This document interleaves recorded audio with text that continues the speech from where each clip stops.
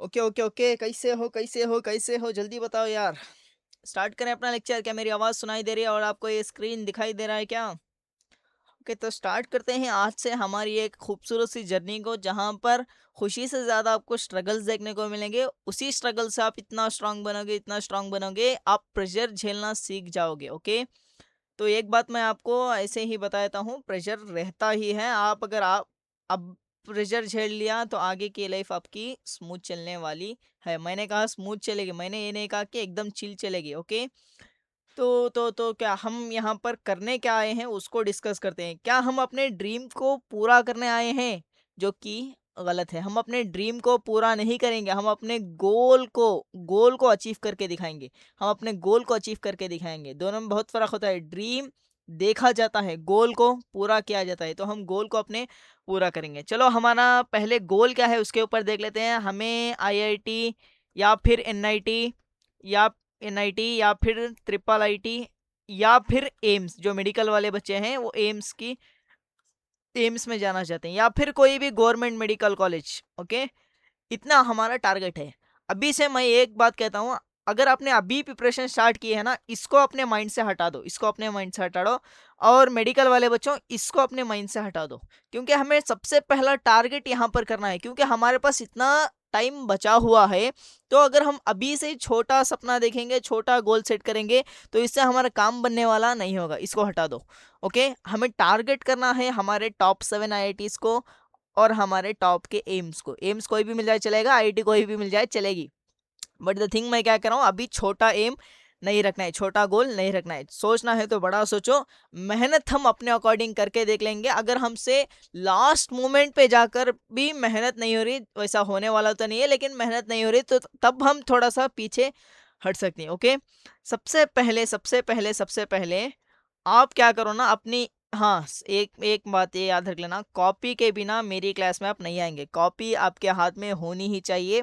Copy नहीं है, बस सोते सोते लेक्चर देखेंगे तो आपको इससे फ़ायदा नहीं होने वाला, क्योंकि मैं ज़्यादा लिख लिख के पढ़ाता हूँ, तो आपको आइडिया तो मिल ही जाएगा। क्योंकि देख कर भी आपको कुछ नहीं मिलेगा। क्वेश्चन जितना देता जाऊंगा सॉल्व करना पड़ेगा, थ्योरी जितनी लिखाता जाऊँ लिखना पड़ेगा, फॉर्मूले जहाँ पर नोट करूंगा नोट करना पड़ेगा, जितना डीपीपी दूँ, जितना शीट में क्वेश्चन दूँ उतना करना पड़ेगा। उतना रगड़ने के बाद आपका सिलेक्शन 100% होगा। जैसे मैं कह रहा हूँ ना, सिलेक्शन तो आपका होगा ही होगा। बस शर्त ये है कि आपको उतनी मेहनत करनी पड़ेगी, जितना मैं बोलूँ उतना फॉलो करना पड़ेगा। ओके, तो सबसे पहले कॉपी के फर्स्ट पेज में what to do what what to do लिख लो भाई। हमें क्या करना है, व्हाट टू डू, कैसे करना है वो नहीं पूछ रहा हूँ मैं, क्या करना है। जैसे आपका एम क्या होगा, आईआईटी में हमें सीट चाहिए, एनआईटी में हमारी सीट चाहिए, ट्रिपल आईटी में हमारी सीट चाहिए। ओके, ये इंजीनियरिंग वाले बच्चों के लिए। अगर आप मेडिकल के बच्चे हो तो एम्स में सीट चाहिए, या फिर हमें गवर्नमेंट कोई सी भी गवर्नमेंट मेडिकल कॉलेज में सीट चाहिए। ये सारी चीज़ें लिख लो।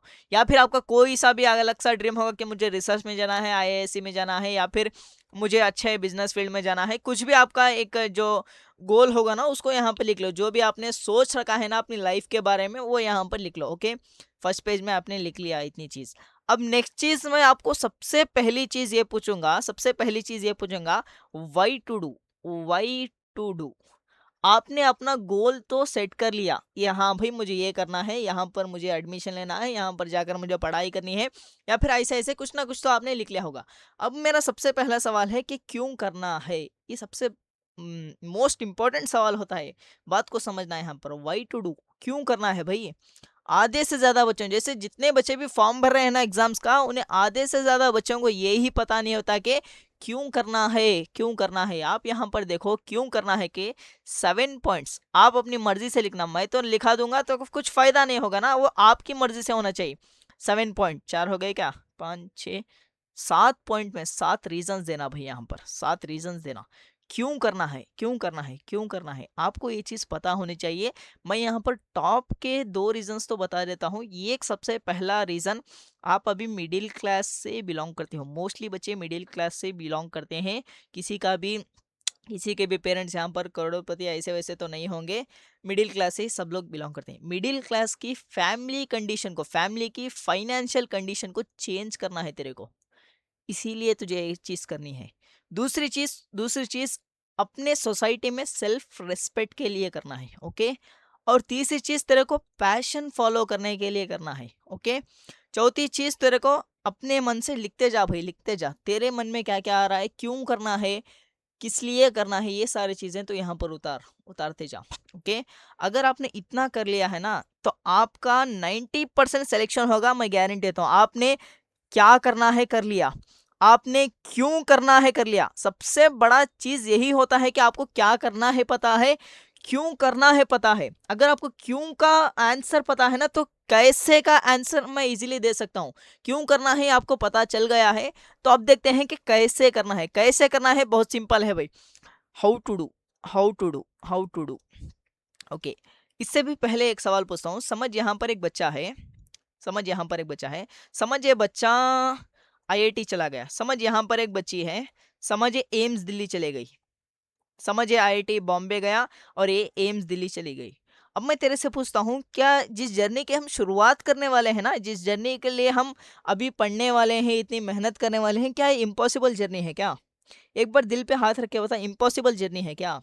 इम्पॉसिबल तो नहीं है। हाँ, ये एक बात मैं कहूँगा, सोशल मीडिया ने इसे इतना बड़ा चढ़ाकर रखा हुआ है, ये चीज़ मैं मानता हूँ। इतना ज़्यादा डिफिकल्ट ऐसे चीज़ें बोलते रहते हैं। क्या इम्पॉसिबल चीज़ है क्या? इम्पॉसिबल चीज़ तो नहीं है। क्या ये चीज़ डिफरेंट है क्या? सब लोगों से डिफरेंट है क्या? तो मैं कहूँगा नहीं।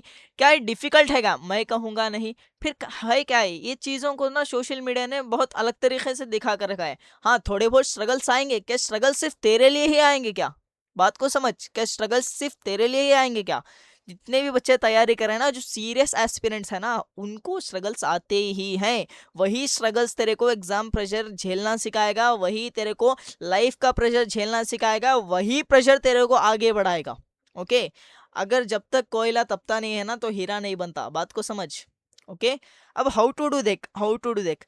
ये बच्चा जो किया था ना, जिससे वो आईआईटी बॉम्बे पहुंच गया, ये बच्ची जो की थी ना, एम्स दिल्ली पहुंच गई, तो इनका प्रोसेस हम फॉलो कर लेना। इनका प्रोसेस, इन्होंने क्या क्या किया था, ये प्रोसेस हम फॉलो कर लेना।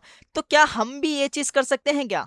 क्या हम भी ये चीज कर सकते हैं? समझ तेरे को, अगर फॉर एग्जाम्पल समझ एक बच्चा है यहाँ पर, समझ तो इसे क्या कर रहा है, साइकिलिंग सिखा रहा है, साइकिलिंग सिखा रहा है। तो तू सबसे पहले क्या करेगा, तेरे को साइकिलिंग आती है ना। हाँ, ये बच्चे के लिए क्या साइकिलिंग टफ है क्या? हाँ टफ है। डिफिकल्ट है क्या? हाँ है। स्ट्रगल्स आएंगे क्या? हाँ आएंगे। क्या स्ट्रगल्स उसे लाइफ लॉन्ग आएंगे या? हाँ नहीं नहीं नहीं, लाइफ लॉन्ग उसे स्ट्रगल्स नहीं आएंगे। स्टार्टिंग फेज में उसे स्ट्रगल्स आएंगे, जब तक वो एक बार अपने पेस में नहीं आ जाता, जब तक वो अपनी स्पीड नहीं पकड़ लेता, जब तक वो अपनी फ्रीक्वेंसी पकड़ नहीं लेता, तब तक उसे स्ट्रगल्स आते ही हैं।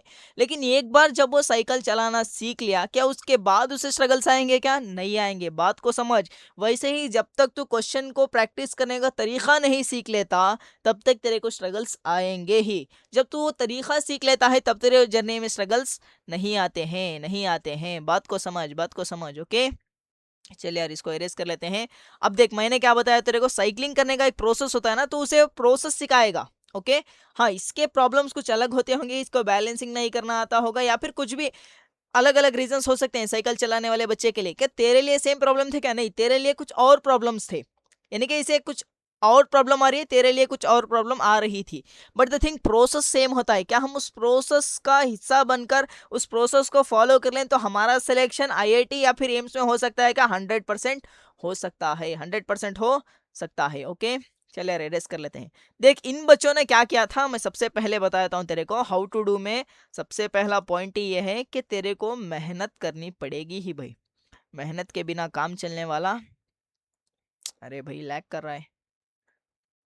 अरे अरे अरे, एक मिनट भाई। हम्म। हाँ चल यार, मेहनत की स्पेलिंग क्या होती है भाई? चलो मास्टर, पहली ही क्लास में स्पेलिंग भूल गया। मेहनत कुछ भी है यार, लिख ले। मह हाँ भाई, आ गई। फाइनली स्पेलिंग आ गई भाई। मेहनत तो करनी ही पड़ेगी, मेहनत के बिना कुछ भी इजी नहीं होता है। मेहनत सबको करनी पड़ती है। जो भी ऊंचे रास्ते पर, ऊंची पोजीशन पर गया है ना, वो सारे के सारे सही डायरेक्शन में मेहनत कर कर ही आगे बढ़े हैं। मेहनत के बिना कुछ भी होने वाला नहीं है। मेहनत, तुझे एक चीज़ पता होनी चाहिए, मेहनत के बिना कुछ भी नहीं होगा। हाँ, मेहनत कैसी करनी है वो देख। मेहनत करना ये तो तुझे क्लियर है। क्या मेहनत ज़रूरी है? हाँ सर, ज़रूरी है। क्या मेहनत के बिना नहीं हो सकता? नहीं हो सकता। क्या मेहनत सही डायरेक्शन में करनी चाहिए? ये सबसे बड़ा पॉइंट होता है। मेहनत कोई भी कर रहा है, लेकिन मेहनत सही डायरेक्शन में होनी चाहिए। सही डायरेक्शन में होनी चाहिए। सही डायरेक्शन के बिना मेहनत बेकार चली जाती है। फॉर एग्ज़ाम्पल समझ, अगर मैं समझ, यहाँ पर एक ब्लॉक है, इसको मैं यहाँ पर फोर्स लगाऊंगा तो ये घूमेगा, या फिर यहाँ पर फोर्स लगाऊंगा तो ये घूमेगा। समझ, ये मैं F1 नाम दे रहा हूँ, F2 नाम दे रहा हूँ। मुझे इस ब्लॉक को घुमा के दिखाना है, ऐसे टर्न करके दिखाना है, तो F1 फोर्स लगाएगा या फिर F2 फोर्स लगाएगा? बात को समझ, तेरे ब्लॉक को ये घुमाना है तो F1 लगाएगा या फिर F2 लगाए? तो 99% ये सोच रहा होगा F2 ही ऐसा फोर्स है जो इस ब्लॉक को घुमा सकता है। वही तो मैं कह रहा हूँ ना, मेहनत F1 को भी लगाने में एनर्जी होगी, F2 को लगाने में ही मेहनत होगी। बट डिफरेंस इज, यहाँ पर गलत डायरेक्शन में मेहनत कर रहे हैं, यहाँ पर सही डायरेक्शन में मेहनत कर रहे हैं। मेहनत करने का तरीका हम बताएंगे, जैसे मैंने बताया ना, यहाँ पर फोर्स लगाए तो ये सामने जाएगा, घूमेगा नहीं। यहाँ पर लगाएगा तो ये घूमेगा। हमें घुमाना है तो हम क्या करेंगे? F2 फोर्स लगाएंगे। सही डायरेक्शन में मेहनत कैसी करनी है वो सारी चीज़ें मैं बता दूंगा, अगले ही स्लाइड में बता दूंगा। हाँ, कितने घंटे पढ़ना चाहिए, इसका एक क्या टाइमिंग डाल लेते हैं। कितने घंटे पढ़ना चाहिए, ये मेजर बच्चों को डाउट रहता है। मैं तेरे को एक बात कहता हूँ, देख, कितने घंटे पढ़ने से ज़्यादा इंपॉर्टेंट ये चीज़ है कि तू कितने घंटे लाइफ जी रहा है उसको डिसाइड कर। जैसे मैं एक बच्चा है, देख यार, एक बच्चा है, इसकी मेंटालिटी समझ।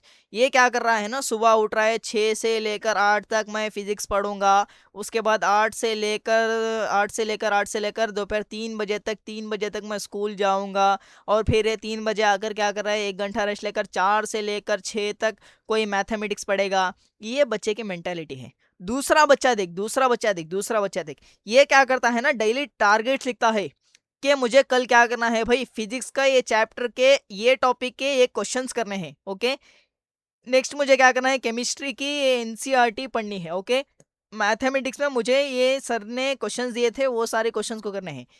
तो ये बच्चे में देख, ये बच्चे का नाम ए देते हैं, ये बच्चे का नाम बी देते हैं, दोनों में फर्क देख। ये बच्चा जो है ना अपने टाइम के हिसाब से चल रहा था, ये बच्चा अपने गोल्स के हिसाब से टाइम सेट कर रहा था। दोनों में बहुत ज़्यादा फर्क है। समझ, इसका सिलेक्शन की पॉसिबिलिटीज़ बहुत कम है, इसके सिलेक्शन के पॉसिबिलिटीज़ बहुत ज़्यादा हैं। ये टाइम को नहीं देख रहा है, ये देख रहा है अपने टारगेट को। टारगेट पूरा होना चाहिए, पूरा होना चाहिए, तभी हम खाना खाएंगे, तभी हम जाकर सोएंगे। ये बच्चा क्या कर रहा है, टाइम के हिसाब से टारगेट सेट कर रहा है, ये टारगेट के हिसाब से टाइम सेट कर रहा है। तेरे को ये वाला बच्चा बनना है, ना कि ये वाला बच्चा। ओके, बात को समझ। ओके, एक बात तेरे को क्लियर हो गया। हाँ, टाइम देखकर तेरे को नहीं पढ़ना है भाई, टाइम देखकर तेरे को नहीं पढ़ना है, तेरे को टारगेट देखकर टाइम को सेट करना है। क्योंकि अगर तू बिना प्राइस टैग देखे कोई भी चीज़ खरीदने की लाइफ जीना चाहता है तो बिना टाइम देखे पढ़ने की आदत डाल ले।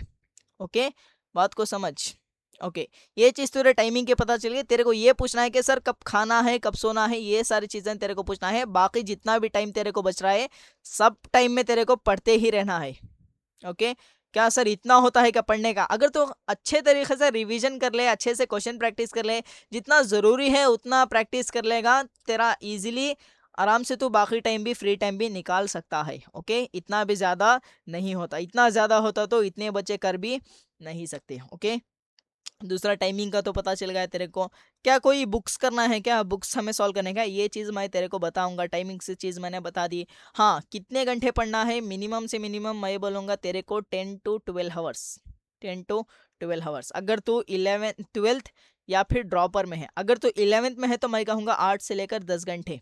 8 से लेकर 10 घंटे। हाँ, कुछ बच्चे सोचेंगे क्या इसमें क्लासेस इंक्लूड होंगी क्या? हाँ, क्लासेस को इंक्लूड करते हुए कर ले। क्लासेस को, स्कूल को नहीं कह रहा हूँ, स्कूल के क्लासेस वो अलग है भाई।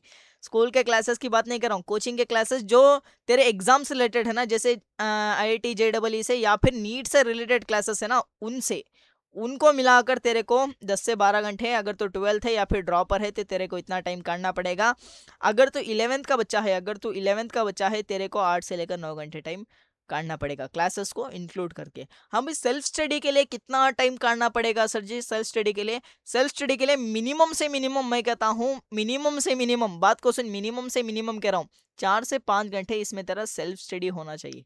सेल्फ स्टडी होना चाहिए, क्योंकि सिलेक्शन इससे ही होता है भाई, सिलेक्शन इससे ही होता है, सेल्फ स्टडी से ही सिलेक्शन होता है, ये बात मान ले। मेरे अच्छे पढ़ाने से, तेरे इस बैच को ले लेने से, तेरा इस लेक्चर को देख लेने से तेरे अंदर जुनून ज़रूर आया होगा, कॉन्सेप्ट ज़रूर क्लियर होगा, लेकिन तेरा सिलेक्शन इस बात पर मायने ही नहीं करता कि तू लेक्चर देख रहा है या फिर तू क्या कर रहा है, उससे ज़्यादा मैटर करता है तो सेल्फ स्टडी कर रहा है या फिर नहीं कर रहा है। तेरी बात को समझनी पड़ेगी, सेल्फ स्टडी से ही सिलेक्शन हो। तेरे को 4 to 5 आवर्स इसमें से भाई, इसके अलावा नहीं, इसमें से तेरे को 4 to 5 आवर्स स्टडी के, सेल्फ स्टडी के लिए काटनी पड़ेगी, जिसमें तो क्या करेगा भाई, एक चीज़ तो रिविजन करेगा, दूसरी चीज तो क्वेश्चंस की प्रैक्टिस करेगा भाई, क्वेश्चंस की प्रैक्टिस करेगा। ये होती है सेल्फ स्टडी। सेल्फ स्टडी का मतलब ये नहीं होता कि अकेले कमरे में बैठ गए, वहां पर लेक्चर और प्ले कर दिए, लेक्चर को बस एंजॉय कर रहे हैं, ये चीज तेरे को नहीं करना। लेक्चर मूवी थोड़ी है, लेक्चर को सीरियसली आपको वैसे ही देखना है जैसे एक ऑफलाइन क्लास में बैठे हुए बच्चे का मेंटालिटी रहती है, वैसे ही देखना है।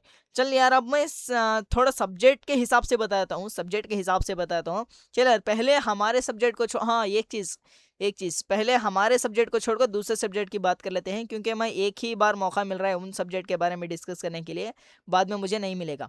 क्या तेरे को मॉड्यूल्स पता है क्या? मॉड्यूल्स या फिर शीट, अगर तू पहले से तैयारी कर रहा है या फिर तू ड्रॉपर है, 12th में है, तो तेरे को ये चीज़ तो पता ही होगी, मॉड्यूल या फिर शीट।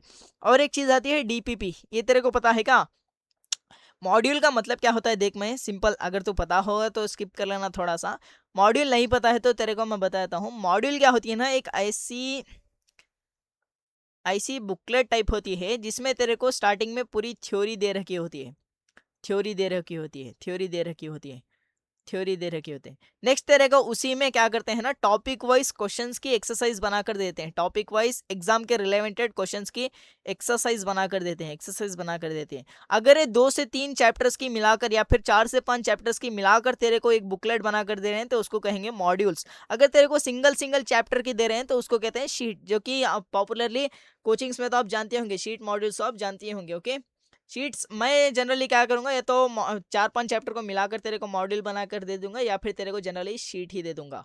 हाँ, नेक्स्ट चीज, यहाँ पर एक चीज आती है डीपी पे, डेली प्रैक्टिस प्रॉब्लम। देख, यहाँ पर डेली प्रैक्टिस प्रॉब्लम या फिर डेली प्रैक्टिस पेपर, ये क्या होता है ना, पर क्लास होता है, एक क्लास के बाद या फिर एक लेक्चर के बाद एक टीचर क्या करता है ना, हाँ भाई मैंने आज ये वाला टॉपिक पढ़ा दिया है, इस टॉपिक के रिलेवेंटेड जितने बच्चे को ज़रूरत है प्रैक्टिस करने की, या तो वो 10 क्वेश्चन हो सकते हैं, 15 क्वेश्चन, 20 क्वेश्चन, वो क्या करता है ना, मिनिमम टू मिनिमम 10 12 क्वेश्चन तो होते ही हैं। वो 10 12 क्वेश्चन क्या करता है ना, ये शीट में क्या करता है, ऐसे वाले पेपर में वो 10 क्वेश्चन यहाँ पर दे देता है, 10 क्वेश्चन यहाँ पर देता है। नेक्स्ट क्लास में वो टीचर क्या करता है, इन डीपीपी को नेक्स्ट क्लास में डिस्कस करता है। ये क्लास मैंने पढ़ाया एक टॉपिक, उन टॉपिक के रिलेवेंटेड क्वेश्चन मैंने तेरे को डीपीपी में दे दिया, वो डीपीपी में तेरे को सॉल्व करना पड़ेगा। ये डेली चलता है भाई, हर क्लास में ये दिया जाएगा आपको। मॉड्यूल शीट एक ही बार दिया जाता है, डीपीपी तेरे को हर क्लास के बाद दिया जाएगा, तो डीपीपी को तेरे को डेली करना पड़ेगा। अगर तू किसी में अटक रहा है तो अगले दिनों डिस्कस हो जाएगा। ये 3 चीज़ें तेरे को समझ में आ गई हैं। पहले हम मैं तो पढ़ाता हूँ, तेरे तो जानता होगा, फिजिक्स एंड केमिस्ट्री मैं तेरा हैंडल करूंगा, बट द थिंग, एक बार मैथमेटिक्स या फिर बायोलॉजी के बारे में थोड़ी सी चर्चा कर ली जाए, क्योंकि फिर मुझे साल भर ये इस बारे में बात करने का मौका नहीं मिलेगा, इसीलिए मैं एक बार बात करना चाहता हूँ यहाँ पर। ओके ओके ओके ओके, हाँ भाई, मैथमेटिक्स में देख यार, मैथमेटिक्स में देख, तेरे को कॉन्सेप्ट बहुत अच्छे से, अरे भाई, हम्म, 1 मिनट भाई, इतना लैग कर रहा है ये। कॉन्सेप्ट को सीखना पड़ेगा, कॉन्सेप्ट को विथ प्रूफ सीखना पड़ेगा भाई, ये चीज़ कैसे आई, क्यों आई, कहाँ पर अप्लाई करना है, ये सारी चीज़ें तेरे को आनी चाहिए। और फिर तेरे को इस कॉन्सेप्ट का एप्लीकेशन आना चाहिए, कहाँ पर ये कॉन्सेप्ट एप्लीकेबल होगा, कहाँ पर नहीं होगा, किस कंडीशन पर ये फार्मूला लगा सकता हूँ, किस कंडीशन पर ये फार्मूला वैलिड नहीं होगा, कहाँ पर कैसे लगाना है, वो सारी चीज़ें तेरे को एप्लीकेशन पर आनी चाहिए। कॉन्सेप्ट हो गया। ये एप्लीकेशन सिखाने के लिए टीचर क्या करता है ना, इलिस्ट्रेशन कराता है। इलिस्ट्रेशन का मतलब क्लास में कराए गए क्लास के क्वेश्चंस। ओके, क्लास में एक टीचर क्या करता है, कॉन्सेप्ट को समझाता है, उन कॉन्सेप्ट के ऊपर वो क्या करता है ना, थोड़े से इलिस्ट्रेशन लेता है, यानी कि कुछ क्वेश्चंस एग्जांपल्स कराते हैं, सॉल्व एग्जांपल्स। ओके, ये तेरे को क्लास में ही कराए जाते हैं, ये तेरे को क्लास में ही कराए जाते हैं, ये तेरे को क्लास में ही कराए जाते हैं। 1 मिनट भाई, इसे चार्जिंग पर डाल लेते हैं, चार्जिंग पर डालना पड़ेगा इसी को अभी। वेट वेट वेट, इलिस्ट्रेशन तेरे को समझ आया क्या? Illustration, next next next. Illustration के बाद तेरे को घर पे आके क्वेश्चन प्रैक्टिस करनी पड़ेगी। घर पे आके क्वेश्चन प्रैक्टिस करनी पड़ेगी, क्वेश्चन प्रैक्टिस करनी पड़ेगी। ओके, ये क्वेश्चन प्रैक्टिस देखना भाई, 2 दोस्त 3 दोस्त साथ में मिलकर ग्रुप स्टडी में मत करने बैठ जाना। क्वेश्चन प्रैक्टिस तेरे को अकेले ही करनी पड़ेगी, क्योंकि तू एग्जाम हॉल में ही अकेला ही सॉल्व करेगा, तो तेरे को अकेले ही क्वेश्चन प्रैक्टिस करनी पड़ेगी। अब कहाँ से क्वेश्चन करें? जो भी टीचर तेरे को करा रहा होगा ना, जो चैप्टर करा रहा होगा, वो क्या करेगा, डीपीपी तो 99% देता ही होगा। डीपीपी के क्वेश्चंस कर, डीपीपी के क्वेश्चंस कर। फिर तेरे को डीपीपी के क्वेश्चन हो गए, या तो तू मॉड्यूल दे रहे हैं तो मॉड्यूल कर, या तो शीट दे रहे हैं तो तेरे कोचिंग में शीट कर। अगर तो सेल्फ स्टडी वाला बच्चा है तो तेरे को बुक्स फॉलो करनी पड़ेगी भाई, बुक्स फॉलो करनी पड़ेगी। लेकिन मैं जनरली बुक्स को ज़्यादा रिकमेंड नहीं करता, क्योंकि बुक्स में बुक्स को मोटा बनाना होता है, तो उसमें बहुत ज़्यादा भर दिया जाता है, कुछ ना कुछ भर दिया जाता है, बिना सोचे समझे एग्जाम के रिलेवेंटेड है या नहीं, वो सोचे समझे कुछ भी भर दिया जाता है। मैं जनरली कहूँगा डीपीपी या फिर मॉड्यूल। अगर तेरे को मॉड्यूल, अगर तो कोई भी कोचिंग में नहीं है ना, तो मॉड्यूल तेरे को एक ऐप आता है, टी से नाम आता है उसका, वहाँ पर तेरे को टॉप टॉप कोचिंग इंस्टीट्यूट के मॉड्यूल्स वहाँ पर मिल जाएंगे, उसको ले, उसको करता जाओ। ओके, हाँ। नेक्स्ट तेरे को इतना करने के बाद एक चीज आती है, जेईई मेंस के क्वेश्चंस, जेईई मेंस के प्रीवियस ईयर क्वेश्चंस, एंड इसी के साथ तू जेईई एडवांस के क्वेश्चंस भी कर सकता है, जेईई एडवांस के प्रीवियस ईयर क्वेश्चंस भी कर सकता है। ओके, लेकिन मैं क्या करूंगा, तेरे को एक एडवाइस सिर्फ मैथमेटिक्स में दे रहा हूँ, तेरे को एडवाइस ये सिर्फ मैथमेटिक्स में दे रहा हूँ। तेरे को अभी जेडब्ल्यू एडवांस के क्वेश्चंस नहीं करने हैं, तेरे को अभी जेडब्ल्यू एडवांस के क्वेश्चंस नहीं करने हैं। क्यों? इसका रीजन समझो। मैथमेटिक्स ना थोड़ी कॉम्प्लिकेटेड होती है, एज रेस्पेक्ट टू जेई की बात कर रहा हूँ मैं। जेई की मैथमेटिक्स दूसरे कंपैरिजन में डिफिकल्ट होती है। डिफिकल्ट का मतलब थोड़ी सी अलग तरीके से डिफरेंट होती है, मैं इसको बेहतर समझूंगा, डिफरेंट होती है, डिफरेंट होती है। क्यों डिफरेंट होती है? उसमें क्या करते हैं ना, समझ यहाँ पर एक क्वेश्चन चल रहा है, क्वेश्चन को एक्सप्लेन किया, नेक्स्ट तेरे को यहाँ पर कोई दूसरा चैप्टर का दूसरा कॉन्सेप्ट घुसा दिया जाएगा, तीसरे चैप्टर का कोई दूसरा कॉन्सेप्ट भी घुसा दिया जाएगा, चौथे चैप्टर का, ऐसे मिलाकर 3 से 4 कॉन्सेप्ट मिलाकर ये क्वेश्चन बनाया जाता है मैथमेटिक्स में। जनरली ये फिजिक्स में भी होता है एंड केमिस्ट्री में भी होता है। जनरली मैं कहूँगा तेरे को मैथमेटिक्स टू द पॉइंट में अगर मैं बात करूँ, तो जेई एडवांस के क्वेश्चन डायरेक्टली मत कर, डायरेक्टली मत कर। मेंस के प्रीवियस ईयर क्वेश्चन ये एक सिंगल चैप्टर के होते हैं, तो कर ले तेरे को। फिर तेरे को मॉड्यूल डीपीपी करना है, मेंस के प्रीवियस ईयर क्वेश्चन तूने कर लिया। यहाँ पर मैं तेरे को कहूँगा, एडवांस के रिलेवेंटेड क्वेश्चंस, एडवांस के कैसे कहूँ भाई, एडवांस की प्रैक्टिस कराने वाले क्वेश्चंस, यानी एडवांस लेवल क्वेश्चंस कर तू पहले, एडवांस लेवल क्वेश्चंस कर, एडवांस लेवल क्वेश्चंस कर। हाँ, एडवांस लेवल क्वेश्चन करने के बाद तू यहाँ पर कूद सकता है भाई, एडवांस लेवल क्वेश्चंस करने के बाद तू यहाँ पर कूद सकता है। जनरली मैं कहूँगा अगर तू कोई भी कोचिंग में एनरोल होगा ना, तो तेरे को वहाँ पर सारी चीज़ें समझ में आ जाएंगी, क्योंकि वहाँ पर बता दिया जाता है कि जेईई एडवांस के क्वेश्चन ऐसे होते हैं, इन्हें कब कब करना चाहिए, कब कब नहीं करना चाहिए, किस टाइम पर करना चाहिए, ये सारी चीज़ें तुझे वहाँ पर बता दिया जाता है। देख फिर से एक बार रिपीट करता हूँ, सबसे पहले कॉन्सेप्ट करेंगे, विथ प्रूफ करना है, डेरिवेशन को स्किप नहीं करना है, एप्लीकेशन तेरे को क्लास में ही सीख लेना है, इलिस्ट्रेशन तेरे को क्लास में ही सीख लेना है। जब तू घर आएगा तो क्या करेगा, क्वेश्चन प्रैक्टिस करेगा, कहाँ से करेगा, डीपीपी से करेगा या फिर मॉड्यूल शीट से करेगा। ओके, मॉड्यूल और शीट से करेगा। ओके, फिर तू क्या करेगा, जेडब्ल्यू मेंस के क्वेश्चन खुद से करेगा भाई, खुद से करेगा, खुद से करेगा। फिर एडवांस के क्वेश्चन, ये देखना भाई खुद से चैलेंजिंग होते हैं क्वेश्चन, जैसे ब्लैक बुक का तूने नाम सुना होगा तो वो, या फिर सिंगेज हो गया, ये सारे क्वेश्चन जो होते हैं ना एडवांस लेवल के, ये बुक्स में एडवांस लेवल के क्वेश्चन सुने मिल जाएंगे। ये क्वेश्चन तेरे से अकेले में नहीं बनेंगे, बेटर होगा कि आप ये दो दोस्त मिलकर डिस्कस करो ना, इन वाले क्वेश्चंस को डिस्कस करोगे तो आपके कॉन्सेप्ट और भी क्लियर होते जाएंगे। क्योंकि अब यहाँ पर मैं सिंगल सॉल्व करने के लिए नहीं कह रहा हूँ, मैं यहाँ पर डिस्कस करने के लिए क्यों कह रहा हूँ उसके रीजन समझ। तूने यहाँ तक जितने भी क्वेश्चन प्रैक्टिस किए हैं ना मेंस के प्रीवियस क्वेश्चन तक, तूने अकेले बैठकर सॉल्व किए, यानी मेंस लेवल पर तूने पहुंच गया है। अब तुझे एडवांस में और थोड़ा क्रीम लेवल पर पहुंचना है ना, तो डिस्कशन कर। नेक्स्ट तो अगर ये सॉल्व कर रहा है ना भाई, जब तेरे 2 से 3 चैप्टर हो जाएंगे तो उनको चुन चुन कर तू क्या करता जा, एडवांस के प्रीवियस ईयर क्वेश्चंस करता जा। यानी कि तेरे को ऐसा नहीं करना है कि एक दिन बैठा और 30 क्वेश्चन लिया एडवांस के सॉल्व करने बैठ गया, ये ऐसा नहीं होगा भाई। एडवांस के क्वेश्चन होते हैं मुश्किल, तो तेरे को टाइम देना पड़ेगा। ओके, तेरे को टाइम देना पड़ेगा, तो एक दिन में तो उतना नहीं कर सकता। एक काम कर ले भाई, ऐसा टारगेट बना ले कि मैं डेली एडवांस के 3 क्वेश्चंस करूंगा। ओके, 3 क्वेश्चंस करूंगा, 3 क्वेश्चन करता जाएगा तब भी तेरा पूरा सिलेबस हो जाएगा भाई। 3 क्वेश्चन डेली, मैं कह रहा हूँ सिर्फ 3 क्वेश्चन एडवांस के। ओके, मैथमेटिक्स, क्योंकि मैथमेटिक्स में क्वेश्चन होते हैं ऐसे लेंथी होते हैं, देख लेना भाई।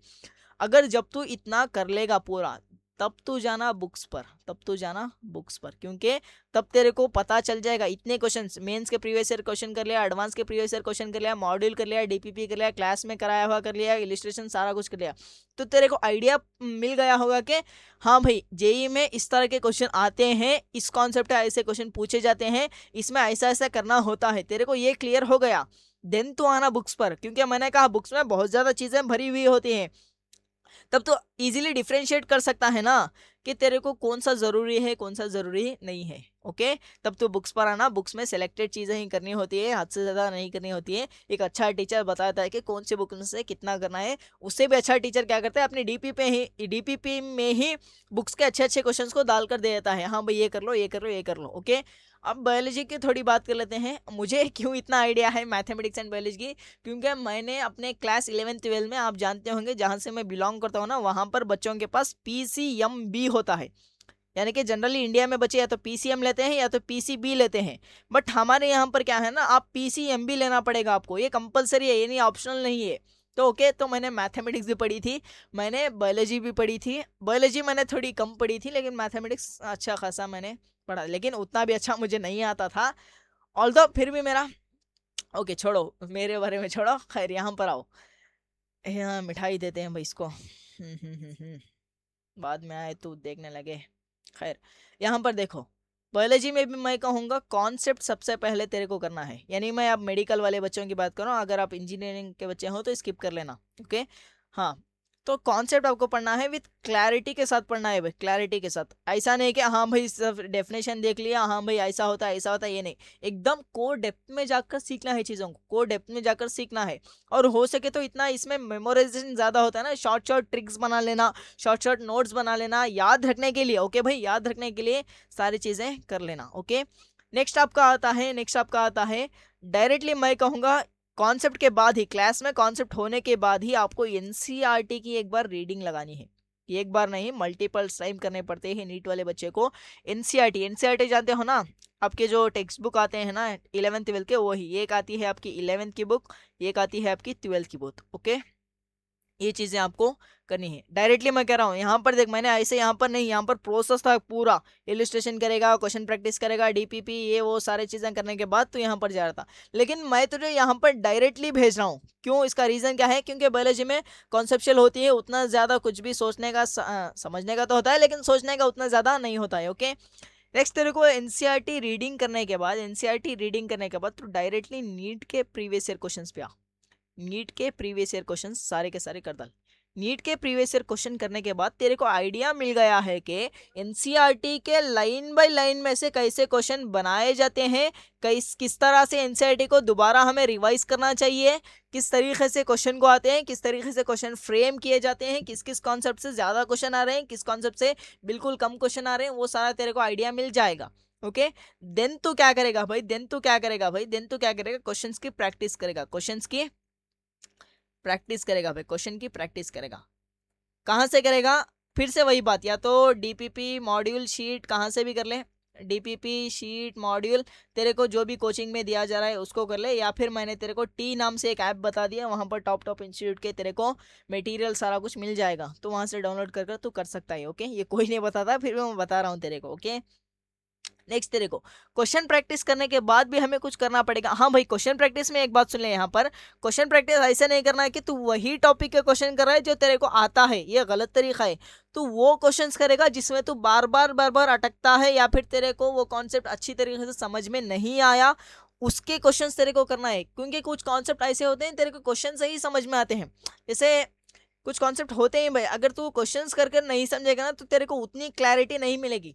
जैसे आपने लॉ ऑफ इनहेरिटेंस सारा कुछ वो वगैरह पढ़ा होगा बायोलॉजी में, तो आप वहाँ पर देख सकते हो ना, क्योंकि आपको क्वेश्चंस ही बहुत ज़्यादा वहाँ पर आइडिया देते हैं, तो वो सारी चीज़ें आपको क्वेश्चन प्रैक्टिस से ही मिलेगी। तो आपको वो क्वेश्चंस करने हैं जो आपको नहीं आते। ओके, समझ में आ गई होगी तेरे को बात। नेक्स्ट तेरे को क्या करना है, भरपूर रिविजन करना है भाई, भरपूर रिवीजन करना है भाई, भरपूर रिवीजन करना है। रिवीजन बहुत ज़्यादा करना पड़ता है बायोलॉजी में, मैथमेटिक्स में उतना नहीं करना पड़ता। अगर तेरे को मैथमेटिक्स में क्वेश्चंस रिवीजन करना है तो तू क्वेश्चंस के थ्रू से भी कर सकता है, लेकिन यहाँ पर तेरे को आकर फिर से वापस रिपीट करेगा एनसीईआरटी लाइन बाय लाइन तरीके से अच्छे से और एक बार रिवाइज करेगा, फिर तो क्वेश्चन प्रैक्टिस पर जाएगा। हाँ, कुछ ऐप्स आते हैं यहाँ भाई, प्ले स्टोर में जाकर तो देख लेना, कुछ ऐप्स आते हैं, नीट वालों का ही एक ऐप है, जेई वालों का ही एक ऐप है, वहाँ पर आपको भरपूर क्वेश्चंस मिलते रहेंगे। आप अपने रिलेवेंटेड चीज़ें को देखकर कर लेना। आपको कैसे रिलेवेंटेड पता चलेगा, क्योंकि आप नीट के प्रीवियस ईयर क्वेश्चंस कर चुके हो, तो आपको क्लियर आइडिया मिलेगा कि कौन सा करना है कौन सा नहीं करना है। ओके, मैथमेटिक्स का बायोलॉजी का मैंने तेरे को सुकून से बता दिया है, फिर से मौका नहीं मिलेगा इसको बताने के, जल्दी से नोट कर ले। फिर साल भर मुझे नहीं पूछना कि मैथमेटिक्स को कैसे डील करना है, बायोलॉजी को कैसे डील करना है। ओके भाई, एक बार मैंने बता दिया तो ये खत्म हो गया, फिर से मैथमेटिक्स बायोलॉजी मेरी क्लास में जिक्र नहीं होगा। एक चीज मैं यहाँ पर मिस कर रहा हूँ, मैथमेटिक्स में रिवीजन प्लस टेस्ट तेरे को देना है, टेस्ट तेरे को देना है। यहाँ पर भी तेरे को रिवीजन तो अच्छे से ही करता रहेगा, नीट वाला बचा है तो तेरे को बायो ही पढ़ता रहेगा, बायो के अलावा तो कोई पढ़ता ही नहीं, ऐसा नहीं करना है तेरे को, सारे सब्जेक्ट पढ़ना है। रिवीजन प्लस टेस्ट, यहाँ पर भी तो टेस्ट भर भर के दे सकता है। ओके, टेस्ट से तेरे को एनालिसिस करनी पड़ेगी, तो तेरे को अच्छा सा वहाँ पर रिजल्ट तेरे को मिल जाएगा। अब बात करते हैं हमारे सब्जेक्ट के बारे में। ओके ओके, अब आए हैं हम एक्चुअल मुद्दे पे। दाल भाई हेडिंग दाल, फिजिक्स होता कैसा है सर फिजिक्स? 4 से 5 चैप्टर अटेंड कर क्लास, फिर तेरे को पता चलेगा फिजिक्स होती क्या है, कैसे पढ़ा जाता है, क्यों पढ़ा जाता है, अच्छे तरीके से समझा दूंगा भाई। ओके, फिजिक्स को देख भाई, फिजिक्स को देख, फिजिक्स को देख कैसे डिवाइड किया गया। अरे हाँ चलो भाई, पहले यही बता देता हूँ फिजिक्स को कैसे डिवाइड किया गया है। टोटल 5 पार्ट में डिवाइड किया गया है फिजिक्स को। जेई की फिजिक्स या फिर नीट की फिजिक्स की बात कर रहा हूँ मैं। कौन से हैं 5 पार्ट, अभी बता देता हूँ तेरे को। चल भाई देख, पहला पार्ट होता है तेरा मैकेनिक्स 1। मैकेनिक्स 1, यहाँ पर फोर्स की बात करेंगे, ऐसे वैसे बात करेंगे, ये सारी चीज़ें मैकेनिक्स 1 में तेरे को कवर हो जाएगी। नेक्स्ट तेरा आता है मैकेनिक्स 2।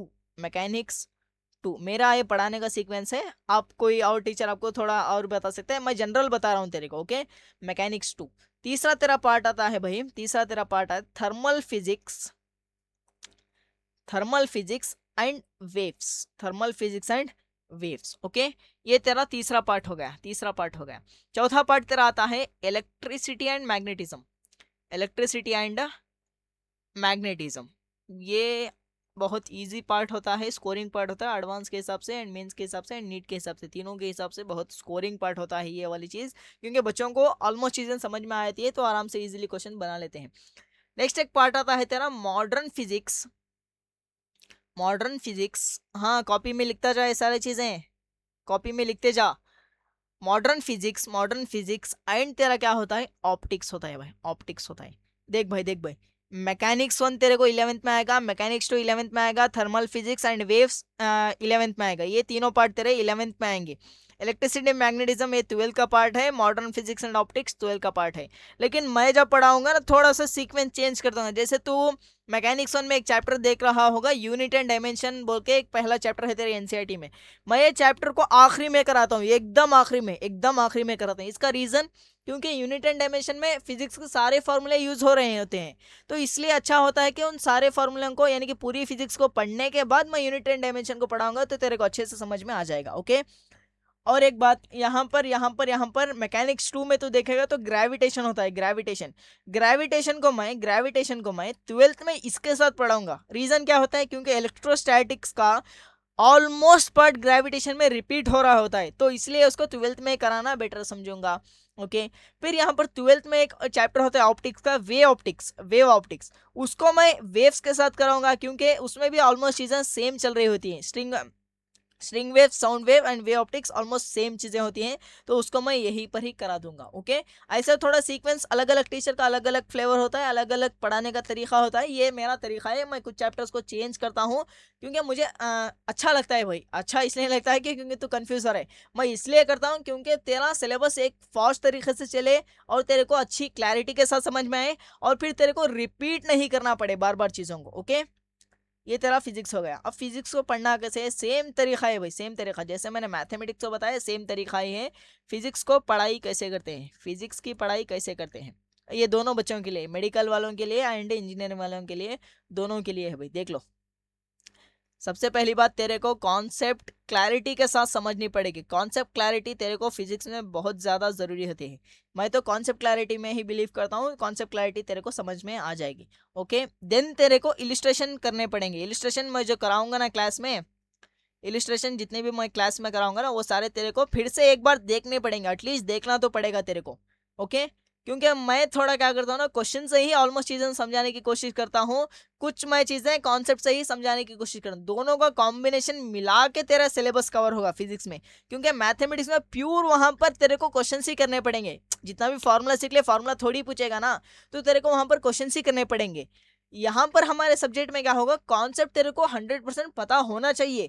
कॉन्सेप्ट के साथ साथ तेरे को क्वेश्चंस के वैरायटी भी पता होनी चाहिए, वेरिएशन भी पता होनी चाहिए, क्वेश्चंस कैसे बनते हैं वो सारी चीजें तेरे को पता होनी चाहिए। ओके इलिस्ट्रेशन तेरे को करने हैं। नेक्स्ट आता है भाई यहाँ पर पार्ट क्वेश्चन प्रैक्टिस का। क्वेश्चन प्रैक्टिस का यहाँ पर भी सेम कहूंगा मैं। क्वेश्चन प्रैक्टिस तेरे को कहाँ से करनी है, क्वेश्चन प्रैक्टिस तेरे को कहाँ से करनी है, या तो मॉड्यूल शीट से कर लेगा, मॉड्यूल शीट से कर लेगा, या तो तू डीपीपी से कर लेगा। जनरली बुक्स करने की ज़रूरत नहीं पड़ती है, जनरली बुक्स करने की यहाँ पर ज़रूरत नहीं पड़ती है, क्योंकि मैं क्या करता हूँ ना, जो भी हाँ ऑलमोस्ट मेरे पास हर तरीके के मार्केट के बुक्स जितने भी चल रहे हैं ना, ऑलमोस्ट हर एक बुक के अच्छे अच्छे क्वेश्चंस यहाँ पर मेरे पास अभी माइंड में सेट हैं। तो मैं क्या करूँगा, उन क्वेश्चन को तेरे को डीपीपी में देने की कोशिश करूँगा, या फिर तेरे को शीट बनाकर दे दूंगा। ओके बात को समझ, तेरे को अलग अलग जगह भटकने की जरूरत नहीं। फिजिक्स एंड केमिस्ट्री अगर तू मेरे से पढ़ रहा है तो मेरे पूरे चीज़ें जितने भी तेरे को ज़रूरी है ना एग्जाम के पॉइंट ऑफ व्यू से, वो तेरे को सारी चीज़ें मैं प्रोवाइड करने की कोशिश यहीं पर ही कर दूंगा। या तो डीपीपी में दे दूंगा, या तो मैं शीट में बनाकर दे दूंगा तेरे को। मैं जनरली क्या करता हूँ ना, डीपीपी में मैं क्या करता हूँ, तेरे को मेंस एंड एडवांस के प्रीवियस ईयर क्वेश्चंस या फिर नीट के क्वेश्चंस जो पिछले साल में आ चुके हैं, वो मैं तेरे को डीपीपी में देने की कोशिश करूँगा, क्योंकि तेरे को वहां से एक कितना कॉन्फिडेंस बिल्ड होता है ना, जब तू एक्चुअल में मोटिवेशन वही है। मोटिवेशन का मतलब होता है जब तू क्वेश्चन करने बैठा, तेरे एग्जाम का क्वेश्चन करने बैठा और तेरे से वो क्वेश्चन हो गया, तब तेरे को एक्चुअल मोटिवेशन मिलता है। ओके बात को समझ। तो वो सारी चीज़ें मैं डीपीपी में देने की कोशिश करूंगा। मॉड्यूल शीट में मैं क्या करूंगा, जितने भी मार्केट में मॉड्यूल चल रहे हैं, अच्छे अच्छे कोचिंग इंस्टीट्यूट के अच्छे अच्छे टीचर जो भी क्वेश्चन दिया करते हैं अपने मटेरियल में, या फिर कोई भी अच्छा इंस्टीट्यूट दिया करता है, और फिर जितने भी मार्केट में बुक्स चल रहे हैं ना, उनके सेलेक्टेड चीज़ें मैं तेरे को यहाँ पर देने की कोशिश करूंगा, सेलेक्टेड चीज़ें यहाँ पर देने की कोशिश करूंगा। अगर तू क्लास इलिस्ट्रेशन कॉन्सेप्ट क्लैरिटी के साथ डीपीपी भी कर लेगा तो तेरा मेंस एंड नीट में तो गारंटी सिलेक्शन हो जाएगा। ओके मॉड्यूल एंड शीट हम किस लिए कर रहे हैं, रैंक के लिए कर रहे हैं भाई, सिलेक्शन के लिए तो हमारा काम यहीं पर खत्म हो गया। मॉड्यूल एंड शीट में हम क्या करेंगे, रैंक को इंप्रूव करने की कोशिश करेंगे, जिससे हमें एक स्मूथ आइडिया मिल सके कि मेन से लेकर एडवांस के बीच में जो गैप होता है ना फिजिक्स में, वो गैप को हम क्लियरली कवर कर सकते हैं। ओके मॉड्यूल शीट होने के बाद इसमें क्वेश्चन डिपेंड करते हैं चैप्टर के ऊपर। जैसे कोई मैंने इजी टॉपिक पढ़ाया है तो उसके कम क्वेश्चन होंगे ना, तो वो मैं कम क्वेश्चन ही तेरे को होमवर्क देता जाऊंगा। अगर कोई चैप्टर बहुत बड़ा है तो तेरे को क्वेश्चन भी ज्यादा मिलेंगे, तो उसमें डीपीपी में भी क्वेश्चन तेरे को ज्यादा ही देखने को मिलेंगे, मॉड्यूल शीट में ही क्वेश्चन ज्यादा ही देखने को मिलेंगे। इतना तेरा कर लेने के बाद तेरे को होमवर्क जो भी दिया जाता है, हमने होमवर्क का नाम रखा हुआ है मजदूरी भाई। मजदूरी एक्चुअल में है मजदूरी होता है, मजदूरी होता है, लेकिन हम इसे क्या कहेंगे, मजदूरी कहेंगे भाई, मजदूरी कहेंगे। तेरे को जितना भी हमने होमवर्क दिया है वो तेरे को करना ही पड़ेगा, जिसका नाम मैं कहता हूँ मजदूरी। जितनी भी दिया है वो सारा चीजें तेरे को करनी पड़ेगी भाई, करनी पड़ेगी भाई। जनरली मैं क्या करता हूँ, डीपीपी को ही होमवर्क में देता हूँ, या फिर समझ में क्लास में कोई इलिस्ट्रेशन यहाँ पर डिस्कस कर रहा था, इसको मैंने आधा कर कर छोड़ दिया, हाँ भाई आगे का तो समझ लेना, ये बाय डिफॉल्ट तेरे लिए होमवर्क में आ जाएगा। ओके, बाय डिफॉल्ट तेरे को करनी ही पड़ेगी ये सारी चीजें। ये मत कहना कि हाँ सर उतना तो छोटी चीज है हम संभाल लेंगे, एंड तक आंसर तक तेरे को पहुंचना है। मैं वैसा ही करता हूँ, मैं तेरे को एक चीज कॉन्सेप्ट समझा देता हूँ, तेरे को यहाँ पर इलिस्ट्रेशन उठाता हूँ, इलिस्ट्रेशन उठाने के बाद तेरे को मैं सारी चीजें एक्सप्लेन कर देता हूँ, स्टेप्स यहाँ पर लिख देता हूँ।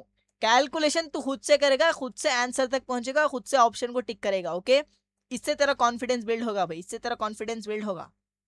ओके, नेक्स्ट आगे देख भाई, नेक्स्ट आगे देख। नेक्स्ट इतना कर लेने के बाद, इतना कर लेने के बाद, इतना कर लेने के बाद तू डायरेक्टली ये कितना भाई लैग कर रहा है ये वाली सारी चीजें। चल अब लैग नहीं करा। अरे भाई, जेई मेंस के previous year questions, JEE mains के प्रीवियस ईयर क्वेश्चंस, एक मिनट। जेई मेंस के प्रीवियस ईयर क्वेश्चंस तो इजीली, या फिर आप नीट के क्वेश्चंस, नीट के क्वेश्चंस इजीली यहाँ पर इस स्टेज पर आकर लगा सकते हो। कोई सा भी प्रीवियस ईयर क्वेश्चन हो, आप खुद से करने के काबिल तो इतने करने के बाद बन जाओगे। फिर तो जनरली मैं ये दो चीजें डीपीपी में ही देने की कोशिश करता हूँ, क्योंकि तुझे एक्स्ट्रा मेहनत ना करनी पड़ी पीवी किसको करने की, क्यों, हाँ भाई ये सारी चीजें तेरे को खुद से करना है, खुद से करना है। नेक्स्ट एक आता है क्वेश्चन प्रैक्टिस, क्वेश्चन प्रैक्टिस, जिसमें मैं क्या करूंगा, जिसमें मैं क्या करूंगा, क्वेश्चन प्रैक्टिस। ये क्वेश्चन प्रैक्टिस भी तेरे को कहाँ से करनी है, यही से, या तो मॉड्यूल से या तो डीपीपी से। डीपीपी में उतने अच्छे लेवल के क्वेश्चन नहीं डालना पड़ेगा मुझे, क्योंकि मैं डीपीपी का मतलब अभी हम सीख रहे होते हैं ना, तो उतने अच्छे क्वेश्चन डाल नहीं सकते। शीट में मैं अच्छे अच्छे लेवल के क्वेश्चन डालूंगा, तो तेरे को शीट में ना एक अच्छे लेवल के क्वेश्चन की, अच्छे लेवल, जैसे तो फिजिक्स की बात करूँ मैं तो इरोडो के क्वेश्चन, क्रोटो के क्वेश्चन, एचसीवी के, एचसीवी जानता है ना, एचसी वर्मा बुक आती है एक, ये सारे बुक तेरे को नहीं लेना है, क्योंकि मेरे पास पीडीएफ है, तो वहीं पर मैं स्क्रीनशॉट काट कर तेरे को इसमें शीट में डाल कर दे दूंगा। शीट एक बार प्रिंट करा लेगा तो तेरा काम सारा कुछ वहीं से बन जाएगा। ओके, तो क्वेश्चन प्रैक्टिस मैं क्यों करा रहा हूँ, स्टेज पर आकर क्वेश्चन प्रैक्टिस क्यों करा रहा हूँ, ये डायरेक्टली एडवांस के लिए करा रहा हूँ भाई। हाँ, नीट वाले बच्चों को इतना ही, यहाँ पर ही तेरा खत्म हो जाता है खेल।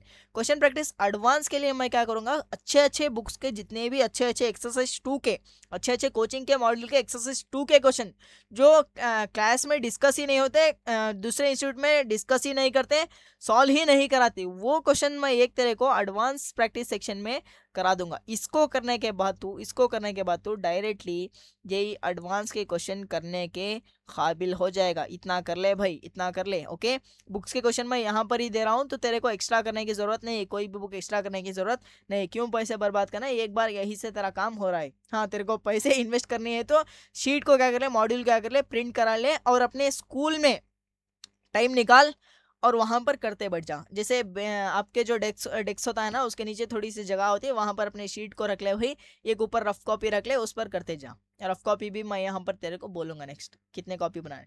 नेक्स्ट तेरे को क्या आता है भाई, रिविजन करना है, रिवीजन करना है, और फिर तेरे को टेस्ट देना है, टेस्ट देना है। ओके, रिवीजन एंड टेस्ट के, रिवीजन तो तेरे को खुद से करना पड़ेगा, या तो शॉर्ट नोट्स बना के कर ले। मैं जनरली वैसा नहीं बोलता हूँ, एक बार तूने नोट्स बना ली है तो उसी में से रिवाइज के लिए, वही शॉर्ट नोट्स बनाने का भी हमारे पास टाइम नहीं है। जितना हो सकता है क्वेश्चन प्रैक्टिस के ऊपर टाइम इन्वेस्ट करो। शॉर्ट नोट्स बनाकर ऐसे आप खुश तो हो जाओगे इससे, लेकिन आपको उतना फायदा नहीं मिलेगा। ओके, रिवीजन कर लेना, टेस्ट आप दे लेना। टेस्ट के लिए बहुत ज़्यादा ऐप्स मिलते हैं, देख लेना, आप प्ले स्टोर में कहीं से देख लेना, टेस्ट वहाँ से दे सकते हो। ओके, आपको एनालिसिस भी करना है टेस्ट की। ओके, नेक्स्ट चीज़ आता है यहाँ पर, यहाँ पर, यहाँ पर, और क्या करें भाई, और क्या करें। अब मैं कॉपी कितनी बनानी है उसको भी डिस्कस कर लेना। फिजिक्स के पॉइंट ऑफ व्यू से मैं बता रहा हूँ कॉपी कितनी बनानी है। एक कॉपी का मतलब आपको नोट्स कितने रखने हैं, वो चीज़ मैं यहाँ पर डिस्कस कर रहा हूँ। तो देख, दो चीज़ें आपको करनी, एक तेरी होगी पहली वाली कॉपी, एक होगी दूसरी वाली कॉपी। इसमें तू क्या करेगा ना, जो भी मैं क्लास में कराऊंगा, जो भी मैं तेरे को क्लास में कराऊंगा, ओके, लेक्चर में जो कराया जाएगा, ओके, जो भी लेक्चर में कराया जाएगा, लिख भी देता हूँ यार, जो भी लेक्चर नोट्स में तेरे को कराया जाएगा, lecture notes, okay, lecture notes तेरे को लेक्चर के साथ साथ बनानी है भाई। मैं चाहता तो है तेरे को पीपीटी में डालकर अगर पॉइंट सारे चीज़ें डायरेक्ट एक्सप्लेन करके तेरे को 15 मिनट में फ्री कर सकता था, लेकिन मैं चाहता हूँ कि मैं लिख लिख कर करूँ, क्योंकि तू भी मेरे साथ नोट्स बनाता जा। मेरा मानना ये है कि बच्चे को ऑनलाइन हो या फिर ऑफलाइन हो ऐसे ही पढ़ाना चाहिए जैसे ऑफलाइन इंस्टीट्यूट में पढ़ाया जाता है। ओके, मैं लिख लिख के ही पढ़ाता हूँ, तू भी मेरे साथ इजीली नोट डाउन कर सकते हैं। मैं वैसे स्लो ही जा रहा हूँ तो टाइम तेरे को मिलेगा ही मिलेगा। जब मैं थोड़ा सा फास्ट जाऊंगा यानी कुछ चीज़ें एक्सप्लेन करी हुई होती हैं फिर से रिवाइज करूंगा तो वो सारी चीज़ों को नोट करने की जरूरत नहीं पड़ेगी। चल भाई मैं तेरे को सारी चीज़ें समझा दूंगा, कहाँ पर क्या लिखना है क्या छोड़ना है वो भी मैं बता दूंगा, उसकी प्रॉब्लम नहीं है तेरे को। लेक्चर नोट्स करने हैं और फिर तेरे को इसमें इलिस्ट्रेशन, इसमें जितने भी मैंने क्लास में क्वेश्चन कराए हैं ना इलिस्ट्रेशन यानी कि जो क्लास का ही चीज़ें हैं इलिस्ट्रेशन इसमें करेगा। ओके, हाँ इसमें तो क्या करेगा, इसमें तो क्या करेगा, इसमें तो क्या करेगा, जितने भी मैंने डीपीपी दी है ना, हाँ डीपीपी में मैं एक कोशिश करूंगा जैसे मैंने यहाँ पर डीपीपी दी है तो यहाँ पर मैं क्वेश्चन लगा दूंगा और उसके बाजू में यहाँ पर क्वेश्चन नंबर फॉर एग्जांपल 7 8 9 10 1 2 3 4 ऐसे नंबर डाल दूंगा। तेरे को ये क्वेश्चन जो होगा ना लैंग्वेज फॉर्मेट में होगा जैसे एग्जाम में आता है ना क्वेश्चन वैसा ही होगा। ओके, ये क्वेश्चन तेरे को यहाँ पर डीपीपी में लिखना नहीं है, बस तू यहाँ पर क्या करेगा समझ, ये तेरी नोट्स है, तू क्या करेगा यहाँ पर, हाँ भाई चैप्टर कौन सा है, हमारा चैप्टर है kinematics 1D, kinematics 1D heading डालेगा और यहाँ पर लेक्चर नंबर डालेगा। लेक्चर नंबर फॉर एग्जांपल मैंने 3 में दे रखा है डीपीपी तो वहाँ पर डीपीपी का नंबर डालेगा या फिर लेक्चर का नंबर डाल दिया तो काम चल जाएगा तेरा। और फिर तेरे को क्या करना है क्वेश्चन नंबर 7 डालेगा फिर उसको सॉल्व करेगा, क्वेश्चन नंबर 1 डालेगा उसको सॉल्व करेगा, क्वेश्चन नंबर 5 डालेगा उसको सॉल्व करेगा। मैं एक इसलिए कह रहा हूँ क्योंकि तेरे को बाहर के सोल्यूशन से बचा हुआ रहना है। बाहर के सोल्यूशन यानी कि ऐसी प्रिपरेशन होती है बट जरूर उनका सिलेक्शन नहीं होता जो बार बार सोल्यूशन देख रहे हैं, क्वेश्चन देख रहे हैं, सोल्यूशन क्वेश्चन देख रहे हैं, सोल्यूशन देख रहे हैं। आप जब तक फाइट नहीं करोगे ना क्वेश्चन के साथ आपको सब्जेक्ट का मजा नहीं मिलेगा और आपको तरीका भी नहीं पता चलेगा। हाँ सोल्यूशन कब देखने हैं तेरे को, सोल्यूशन कब देखने हैं, मिनिमम टू मिनिमम 4 से 5 मिनट उस क्वेश्चन के साथ फाइट मारने के बाद सोल्यूशन देखने हैं। ओके, देखने हैं। अगर तेरे को सोल्यूशन नहीं समझ में आएगा तो डीपीपी को तो मैं नेक्स्ट क्लास में डिस्कस कर ही दूंगा ना, तो वहां से तेरे को आइडिया मिल जाएगा। डीपीपी तेरे को विथ क्वेश्चन नंबर लिखना है, विथ क्वेश्चन नंबर, क्वेश्चन नहीं बोल रहा हूँ क्वेश्चन नंबर बोल रहा हूँ।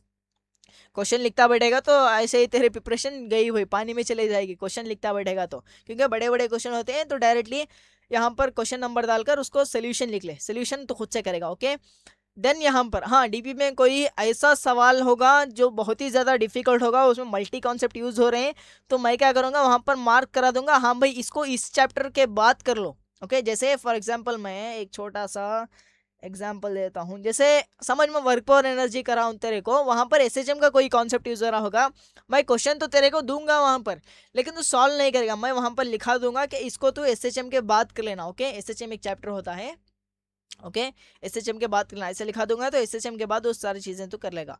ओके, देन तेरे को जो मॉड्यूल या फिर शीट दूंगा ना, मैं शीट में जनरली क्वेश्चंस होते हैं, शीट या फिर मॉड्यूल दूंगा ना तेरे को, मॉड्यूल की स्पेलिंग भी नहीं आ रही भाई, कैसा मास्टर है स्पेलिंग में अटक जाता है, सही कहा ना, नहीं भाई वो जनरली वो होते रहता है उसको रहने दो।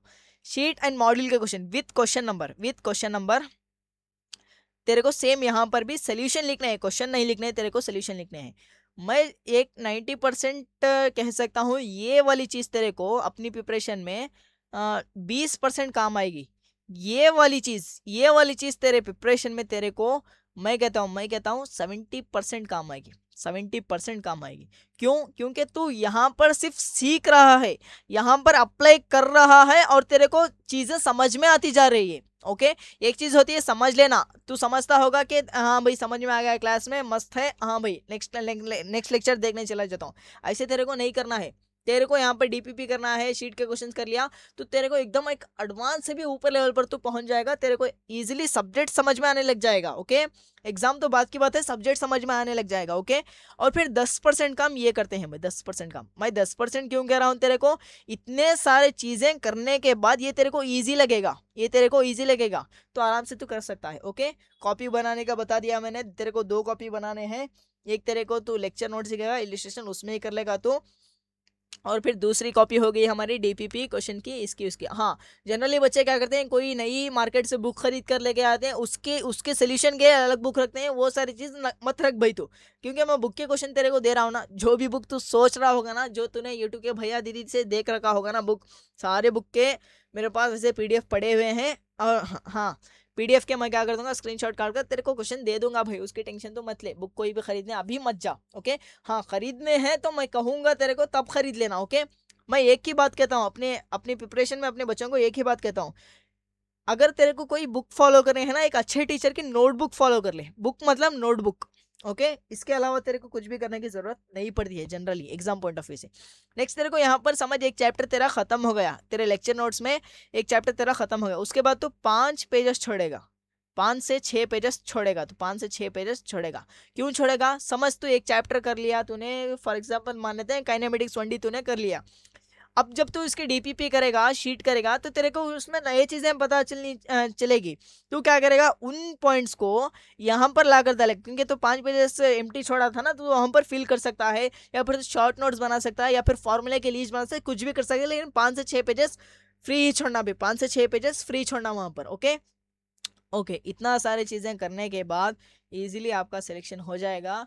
हाँ, अब ये सारी चीजें मैं तब से लेकर अब तक फॉर एग्जाम्पल 50 मिनट से एक ही बात कर रहा हूँ, तेरे को करना क्या है, क्या करना है, क्या करना है, क्या करना है। अब तेरे को मैं लास्ट में एक चीज बताता हूँ, और एक बात है क्या करना है, ये सबसे मेन चीज होती है जो कि 90% बच्चे इसी में अटक जाते हैं। तेरे को ये बात देख ले, नोट कर ले अपनी कॉपी में ही, एंड तक, एंड तक टिके रहना है भाई, टिके रहना है, ओके।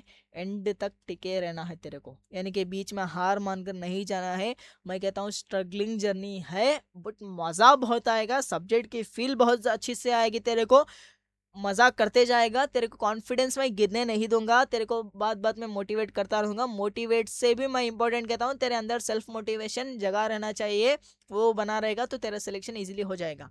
ये चीज तेरे को 100% करनी, एंड तक तू टिका रहे भाई, बीच में हार मानकर मत छोड़ना। तेरे पास अब अंदर से जोश होगा, बट मैं तेरे को 2 से 3 महीने बाद पूछूंगा तो तू हार मानने लगेगा, क्योंकि इतना ज्यादा ये हो जाता है, तेरे प्रेशर पड़ने लगता है, तो तू वहां पर हार मान सकता है, लेकिन तेरे को हार नहीं माननी है, क्योंकि तो अगर एंड तक टिका रहा ना, तो तेरे के सिलेक्शन होने की प्रोबेबिलिटी बढ़ जाती है, क्योंकि ऑलमोस्ट बच्चे तो छोड़कर चले जाते हैं ना। तू कर ले भाई, लास्ट तक एंड तक टिका रहे, तेरे को इजीली सिलेक्शन हो जाएगा। जो तू सोच है ना अभी, कॉलेज कॉलेज जो सोच रहा है ना तू, उस कॉलेज में जो ब्रांच सोच रहा है ना, उसी ब्रांच में तेरा एडमिशन होगा, बस तू एंड तक टिका रहे, ओके। देन आपको एक चीज और करनी पड़ेगी, सेल्फ बिलीफ। बिलीफ की स्पेलिंग नहीं आती, जो भी है सेल्फ बिलीफ तेरे को रखना पड़ेगा भाई। तू कर सकता है, क्योंकि तू सोच रहा होगा मेरे तो क्लास 10 में इतने कम परसेंटेज थे, मैं तो 11th में कम लेकर गया, मैं तो 12th में मेरे कम आ गए, मेरा तो मेंस नहीं हुआ, एडवांस नहीं होगा, तो ये सारी चीजें सोच रहा होगा। बट बिलीव मी, मैं बार बार ये बात कहता हूँ कि बच्चा बुरा नहीं होता, बच्चे की प्रिपरेशन बुरी होती है। बच्चा तो ऐसा ही होता है ना, हर बच्चा कॉमन है, ओके, हर बच्चा तो सेम है, बट उसकी प्रिपरेशन उसे अलग लेवल पर लेके जाती है, ओके। उसकी प्रिपरेशन उसे अलग लेवल पर लेके जाती है, ओके। देन तेरे को टारगेट बनाना है ऑल इंडिया रैंक अंडर 100 का भाई, अंडर 100 का, ओके। अरे भाई उल्टा सिंबल हो गया, अंडर 100 का, ओके, अंडर 100 का ऑल इंडिया रैंक अंडर 100 का तेरे को टारगेट बना, क्योंकि आइडियल टारगेट है ये, कोई से भी हवा में बात नहीं करना, टॉप 10 में रैंक लेके आया, टॉप 1 में, क्योंकि मैं आइडियल आदमी हूँ, तो अच्छे चीजें लॉजिकल चीजें ही बोलता हूँ, तो अंडर 100 में तो रैंक रहेगा। अब तेरे को क्या करना है ना, अब तेरे को क्या करना है, जो भी अंडर 100 में रैंक लाए हैं ना, उन टॉपर्स का इंटरव्यू देख, और तेरे को यहाँ पर पॉइंट्स में लिखते जा कि उन्होंने क्या किया था। तेरे पास वो क्वालिटी होनी चाहिए ना, अंडर 100 में रैंक लाने वाले बच्चे की क्वालिटीज को डेवलप कर। अगर तू वो चीज़ें डेवलप करता जाएगा तो ऑटोमेटिक तेरे अंदर वो जोश मेंटेन रहेगा, तो वो सारी चीज़ें करने पर बिलीव करेगा। तो तू देख यार, बच्चों की मेंटालिटी को समझ लेगा, तो तेरी भी उतनी ही रैंक इजीली आ जाएगी। नेक्स्ट तेरे को माइंडसेट, माइंडसेट अभी तो किस लेवल पे है मैं तेरे को नहीं जानता, क्योंकि हम लोग ऑफलाइन में नहीं मिले हैं, लेकिन मैं इतना कह सकता हूँ, अगर तूने एंड तक मेहनत कर ली ना, जितना बताया गया है, जितना बोला गया है, अच्छे तरीके से कायदे से अगर तू उतना कर लेना, तो मैं कहता हूँ तेरा सिलेक्शन 100% हो जाएगा, क्योंकि मेहनत से होता है, मैंने करके देखी है, तो तू भी कर ले, मेहनत से तेरा भी हो जाएगा भाई, ओके। तो तेरे को माइंडसेट क्लियर रखना है, दो दो जगह पाँव नहीं रखना है, एक जगह ही फोकस रख, फोकस रखेगा तो इजीली तेरा भी काम हो जाएगा। तेरे को बीच बीच में ऐसे डिस्ट्रैक्ट होता रहेगा, तो डिस्ट्रैक्ट नहीं होना है, माइंडसेट क्लियर रखना है, जो तूने गोल लिखा था ना फर्स्ट पेज में, तो यहाँ पर माइंडसेट उसी तरीके से डेवलप कर लेना। तीसरी चीज तेरे को इसी कॉपी में करना है। अभी एक पेज एम्प्टी छोड़ ले, कि यहाँ पर देख तू क्या करेगा, कॉलेज लिखेगा, यहाँ पर क्या लिखेगा, रैंक लिखेगा, और यहाँ पर क्या लिखा है, मार्क्स लिखा है। ये कोई सा भी यूट्यूब वीडियो या फिर जोसा की वेबसाइट में जाकर आप ये सारी चीज़ें डाटा कलेक्ट कर सकते हो। क्या करना है सर वो बता देता हूँ मैं। तेरे को ऐसा एक कॉलम बनाना है, तेरे को ऐसा एक कॉलम बनाना है जिसमें तू क्या करेगा, जिसमें तू क्या करेगा, अगर तू आईआईटी वाला बच्चा है तो यहाँ पर तेरे फर्स्ट टारगेट आईआईटी लिखेगा। Okay, for example IIT Bombay.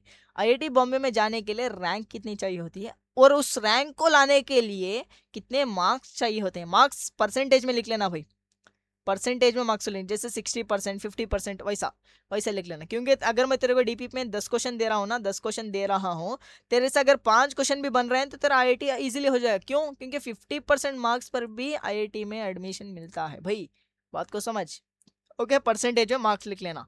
Okay, then यहाँ पर दूसरा कॉलेज, दूसरे कॉलेज में जा के लिए रैंक कितनी चाहिए और उसके मार्क्स लिख लेना। ओके, और फिर तीसरा कॉलेज, रैंक, उसमें जाने के लिए मार्क्स। हाँ, ये ऐसे ही ऑर्डर में लिखिए, ऐसे ही ऑर्डर में लिख, इसके उल्टे ऑर्डर में मत लिख। इसका रीजन समझ, उल्टे ऑर्डर का बच्चे का माइंडसेट समझ। वो क्या करता है, पहले मार्क्स लिखेगा, फिर आने वाली रैंक लिखेगा, फिर कॉलेज सेलेक्ट करेगा। यानी कि माइंडसेट समझ यार, दोनों बच्चे का माइंडसेट समझ। एक सीधे ऑर्डर वाले बच्चे का समझ, पहले वो कॉलेज को चूज करेगा, फिर कॉलेज में जाने के लिए रैंक को टारगेट करेगा, उस रैंक को लाने के लिए वो मार्क्स पर मेहनत करेगा, मार्क्स को इंप्रूव करेगा। यानी कि वो मार्क्स के हिसाब से कॉलेज सेट नहीं कर रहा, कॉलेज के हिसाब से मार्क्स लाने की कोशिश कर रहा है। ये एक माइंडसेट होता है।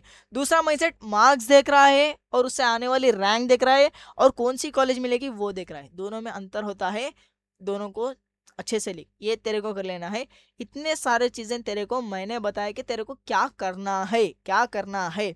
अब मैं तेरे को लास्ट बात अब मैं सेशन को एंड करूंगा, लेक्चर को एंड करूंगा। लास्ट बात, क्योंकि मौका नहीं मिलेगा हमें फिर से ये सारे बातें करने के लिए। लास्ट बात मैं यहाँ कहता हूँ, क्या नहीं करना है, क्या नहीं करना है, क्या नहीं करना है। ओके, मैं लिख रहा हूँ तो खुद से पढ़ लेना भाई। हम्म, 1 मिनट भाई, ये बहुत सिर खा रहा है मेरे को। हम्म, तुम्हारी क्लास के बाद इसको भी क्लास लेनी पड़ेगी। हाँ, ये चीज़ तेरे को नहीं करना है, ये चीज़ तेरे को नहीं करना है भाई, ये चीज़ तेरे को नहीं करना है।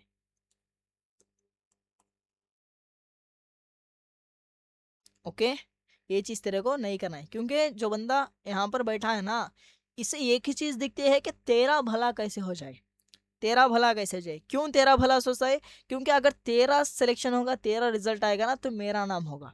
इसलिए तेरे को ये काम नहीं करना है। या फिर जज के जगह पर मैं दूसरा वर्ड भी लिख दूंगा यहाँ पर, कंपेयर। ओके, ये चीज तेरे को नहीं करना है, ये अपने कॉपी में लिख ले। तेरे को ये साल भर में कभी भी नहीं करना है, एंड तक टिका रहना है। फिर से एक बार रिवाइज कर लेते हैं, लास्ट में जो पॉइंट्स बोला है मैंने, लास्ट में जो पॉइंट्स बोला है उसको एक बार देख लेते हैं। हाँ देख भाई, ये काम तो तू कर लेगा कहीं से भी यूट्यूब के वीडियो से। माइंडसेट तेरा क्लियर रखना है, अंडर 100 के रैंक लाने वाले बच्चे के जैसा क्वालिटीज तेरे को यहाँ पर लिखना है। और फिर सेल्फ बिलीव रखना है, तेरे को कभी भी इसको खोने नहीं देना है। नेक्स्ट चीज एंड तक टिका रहना है।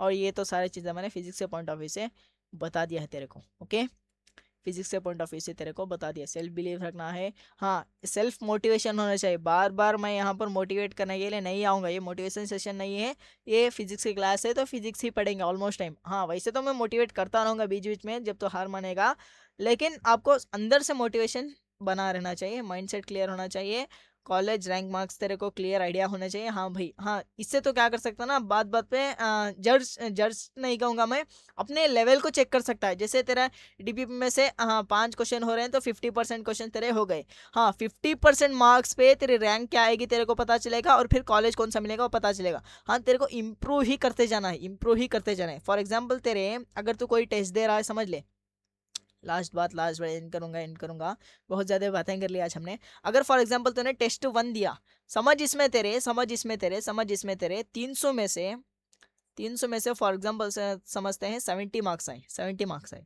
लेकिन कोई बात नहीं, कम नहीं मार्क्स है, अच्छे मार्क्स हैं। ओके, अच्छे मार्क्स हैं। लेकिन जब तू टेस्ट 2 देगा ना, तो 300 में से तेरे 70 के ऊपर ही होने चाहिए। ये होती इम्प्रूवमेंट, इम्प्रूवमेंट पे तेरे को फोकस करना है, ना कि मार्क्स पे। अगर तेरे यहाँ पर 10 मार्क्स आ रहे हैं तो यहाँ पर तेरे 10 से ज़्यादा 20 आने चाहिए, नेक्स्ट टेस्ट में 30 आने चाहिए, ऐसे इम्प्रूव होना चाहिए। ओके, हाँ भाई, तो इतने सारे चीज़ें, ये चीज़ तेरे को नहीं करना है जो कि मैंने तेरे को क्लियरली बता दिया है। बस एंड तक टिका रहे, मेहनत करता जा, सिलेक्शन इजीली हो जाएगा। ओके, सेशन को एंड करें भाई। सारी चीज़ें तेरे को एकेडमिकली पता चल गई होगी कि कैसे करना है, क्योंकि जनरली बच्चे बार बार बार बार बार बार मेरे को पूछते रहते हैं, तो इसीलिए मैंने यहाँ पर ही बता देता हूँ। ये सारी चीज़ें मैंने तेरे से करने के लिए बोला है। अब 1 मिनट दे देगा तो मैं अपना ही छोड़ो यार, नेक्स्ट क्लास में ही बता देता हूँ। अब तेरे को सारे जितने भी यहाँ के हैं ना, ये तूने मेरे से वादा किया है, इतना साल भर तू करता जाएगा, फिर तेरा सिलेबस भी जल्दी कवर हो जाएगा, फिर तू भर भर के क्वेश्चन प्रैक्टिस करेगा। मेंस एडवांस के क्वेश्चन तो हवा में उड़ा कर ले जाए, हवा में का मतलब करना पड़ता है, सॉल्व करना पड़ता है, ऐसे भी उतने ईजी नहीं होते, बट तेरे को कंपेरेटिवली अदर स्टूडेंट्स से तो ईजी लगेंगे, ये मेरी गारंटी है। और फिर तेरे को टेस्ट देते जाना है, रिवीजन करता जा, जितना बोलूँ उतना करता जा, तेरा काम इजीली हो जाएगा भाई, तेरा काम इजीली हो जाएगा भाई, तेरा काम इजीली हो जाएगा। हाँ, नीट वाले बच्चों का और एक डाउट रहेगा कि मास्टर तो एडवांस लेवल तक पढ़ाएगा, तो हम कैसे कैच कर पाएंगे। देखो भाई, पढ़ाऊंगा तो उसी लेवल का पढ़ाऊंगा, लेकिन मैं जेई वाले बच्चों को एडवांस सेशन लेता हूँ, वो आपको नहीं मिलेगा। दूसरी चीज़, आपको कंटेंट जो होगा ना, वो ओरिएंटेड टू दैट वन ही होगा, यानी कि डिफिकल्ट चीज़ ही मैं पढ़ाऊंगा। जब तो डिफिकल्ट चीज़ कर लेगा तो आसान चीज़ तो ऑटोमेटिक कर लेगा ना, तो वैसा मेरा माइंडसेट है। एंड दूसरी चीज़, तेरे को जो शीट दूंगा ना, वो जेई वाले बच्चों की शीट नहीं दूंगा, तेरे को अलग से शीट तेरे एग्जाम के रिलेवेंटेड के हिसाब से बना कर दे दूंगा। ओके, लेकिन पढ़ना तो हमें अच्छे लेवल का ही पड़ेगा ना भाई, अच्छे लेवल का पढ़ेंगे तभी जाकर हमारे से ईजी लेवल के हो जाएंगे। ओके, तेरे को बात समझ में आ गई होगी, तो एंड करते हैं हमारे सेक्शन को, मिलते हैं कल के लेक्चर में। एकदम मज़ेदार तरीके से आना भाई, एकदम मज़ेदार तरीके से आना। ओके, जितना भी कराया है लिख लेना अपनी कॉपी में, कॉपी 2 कॉपी मेंटेन करना भाई। ओके, एंड करते हैं। ओके भाई।